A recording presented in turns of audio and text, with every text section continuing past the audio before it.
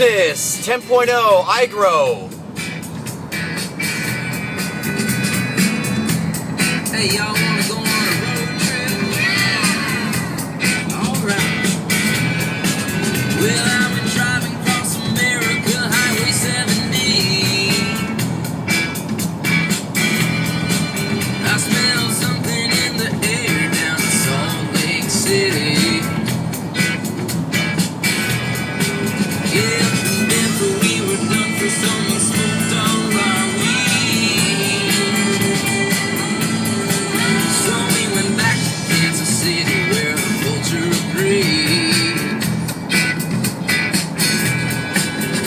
And all this time we're running on petroleum. I think it's time for a change. We need a conversion. Nice. All right. Well, I'm driving my Sprinter running on B99.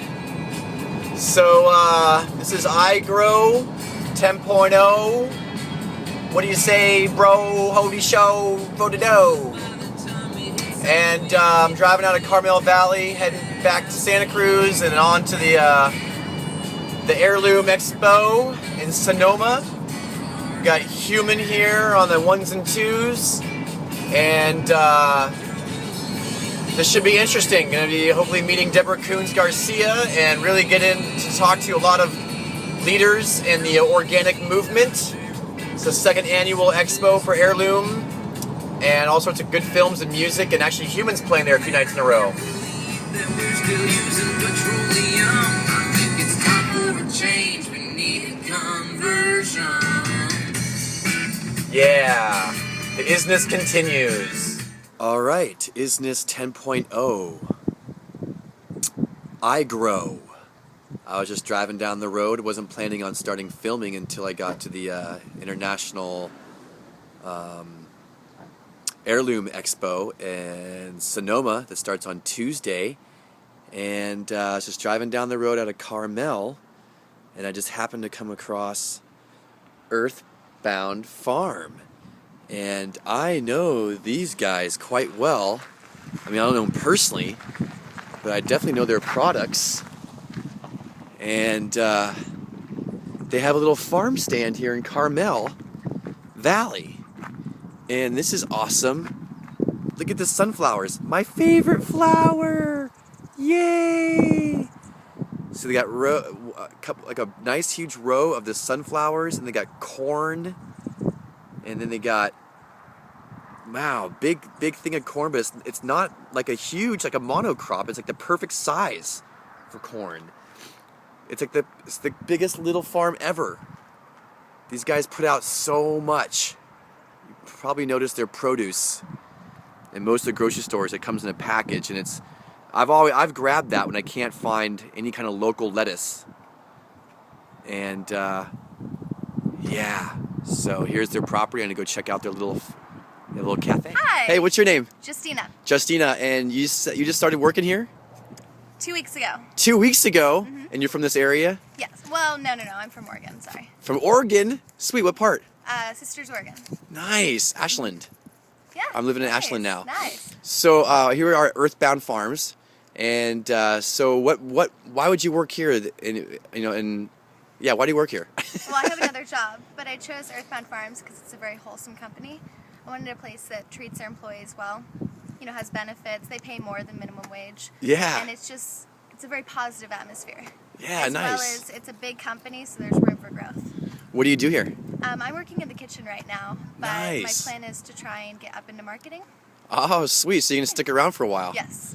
Nice. And This is my so, new career. what are you busting out in the kitchen? All kinds of organic stuff. Yeah. So everything's organic. Yes. That's, So do you notice do people come in here who are just clueless about organic and they're just hungry? Does that happen very often?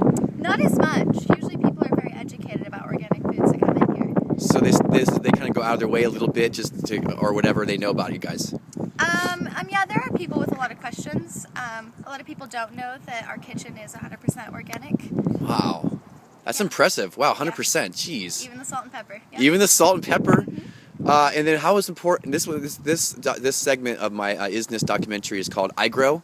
Okay. So how important do you think it is to grow our own food? I mean, this is a farm, of course, but for people to start to learn how to just grow some things. I'd say very important. Very on a scale of 1 to 10, like a 10. Probably like an 8.5. An 8.5. We're gonna stay in business. Oh, right, of course. But not everyone's gonna start growing their own food. No. Well, I mean, there isn't enough good soil around for that. Yeah. All right. That's so awesome. So thank you for checking in. You're welcome. All right. I'll see you in a minute. All right. Check it out. Here's our little store, and it's so cute, dude.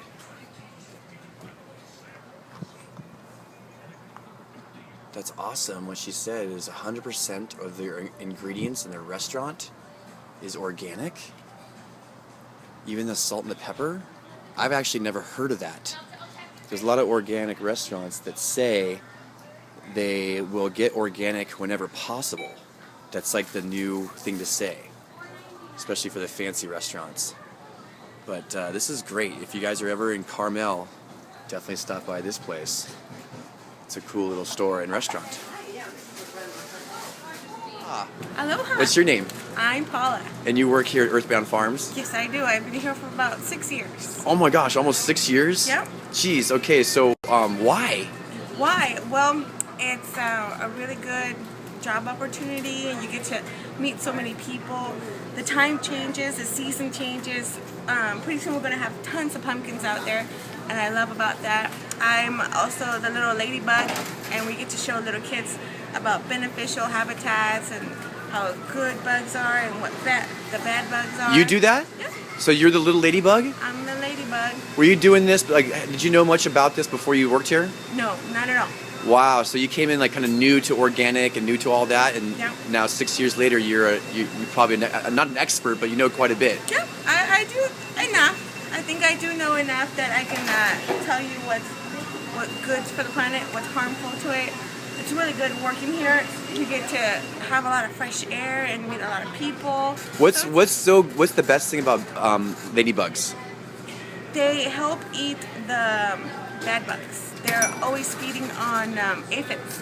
The aphids are the ones that eat all the vegetables that we eat, and that's why a lot of growers will spray their vegetables because of the aphids. So they're like a natural pesticide, Yeah. the ladybugs then. So how do you attract ladybugs into a garden? Well, you can grow a beneficial habitat, which includes a lot of wildflowers. So if you go out there in the field, you'll see a lot of wildflowers, and that helps. I saw a lot of sunflowers. Sunflowers attract bees. Are those considered wildflowers? No. No. They attract bees. Yeah. And so wildflowers like dandelion. Dandelions. I don't know all the names. A purple one, a yellow one. Yellow ones, fragrant ones. But if you go out there and you can take a good look at them. Nice. And you take the kids out like a few times a year, or is it a weekly thing, or how's that? Well, we have a map. You have a map. A little calendar of events, and it's once Oh, a nice. month starting in June. So there's events every Saturday, it looks like. Yep, every Saturday. Right. And it's pretty crazy in October. We have our fall decorating tips and fun fall days. Tons of pumpkins out there. So I know if everyone started growing their own food, you guys may not have it so much business. But do you how important is it for people to learn where their food comes from? It's very important. Like on a scale of 1 to 10. I think a 10. Yeah, Yes, I think you're right. definitely. Or an 11 maybe. Maybe an 11. Yeah, it's very important. We have a lot of our tomatoes are coming from Schwenk Farm, which is in Hollister. Everybody wants to know where it's coming from, so we got to be very informed on where. Especially because in Hollister, people are confused because there's a Hollister Surf Club. I'm seeing these T-shirts, and I don't think they really? realize there's no surf in Hollister. That's the wrong Hollister. Isn't that so funny? The I see wrong these shirts in Hollister. Hawaii. Hollister Surf Club. Oh man. So Wrong crazy. Hollister. Well, thank you Hollister, so much, California. Paula. That was beautiful. You're very welcome. All right, keep on rocking the ladybugs. Will do. Aloha. Aloha. Okay, here they have some starts, and they're like $3.50. And this is a great way for just beginners to learn how to grow stuff because it's already started. Basically, you can't really mess this one up. You can just put these in the ground and water a little bit, and just try it out. See if you can what works and what doesn't work. This is a good way to start, and yeah, it's called Upstarts. Woohoo! Oh, this is adorable. Look, they have a little bed. These little beds and chairs, little benches. Sprouting. Isn't that cute? This is quite a little place here. little places to eat, some redwood trees there, little outdoor patio. Yay. Okay, yeah, that was awesome. Earthbound Farms. So I started iGrow a few days early because I wasn't expecting to really find anything worth interviewing or checking out until I got to the Heirloom Expo. So that's awesome. Just staying with the isness. You know, I'm just glad I have my little phone with me and able to pick up this kind of stuff as it comes. Yeehaw! Stay tuned. The isness continues.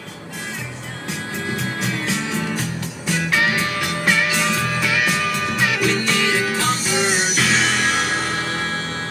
Yeah, conversion. Everybody got some gas money. Yeah, you know, even though I'm in my B99, it's still like far from a horse.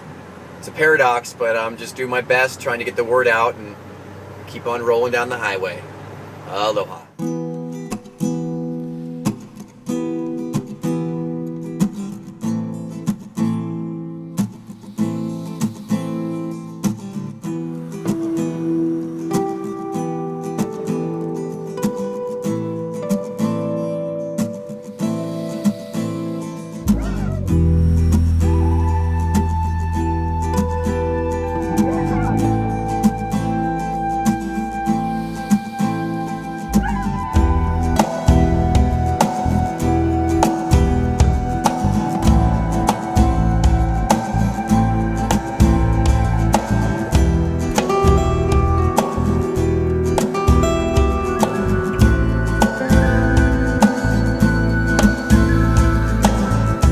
Once upon a time, there was a people who forgot how simple life really was. Instead of sitting around with family, there was individuals sitting around boxes with screens, and they forgot how to grow their own food. And hunting was replaced by practices which were cruel, and everything seemed to be divided by plastic made with petrochemical oil, which was extremely toxic. And these people also ran their cars on that oil, which polluted the air and the water and the soil. But the ones who benefited didn't care about the earth. They were only interested in how much the oil was worth. When they started running out, they started fighting for control to secure the world's supply of petroleum was their goal. So they assembled their armies and their wars destroyed life. They hid the truth from the people, kept it out of their sights.